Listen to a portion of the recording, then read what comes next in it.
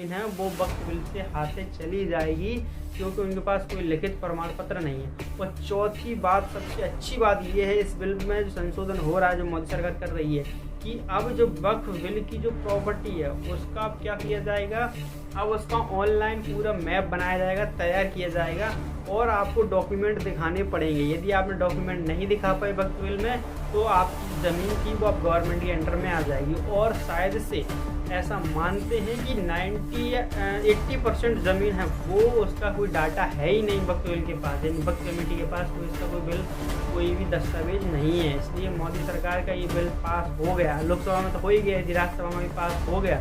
तो समझ लीजिए 80% ज़मीन है वो चली जाएगी वक्फ बिल के हाथ से, और इस ज़मीन के चले जाने से समझ जाइए मुसलमानों को इतना बड़ा लॉस होगा।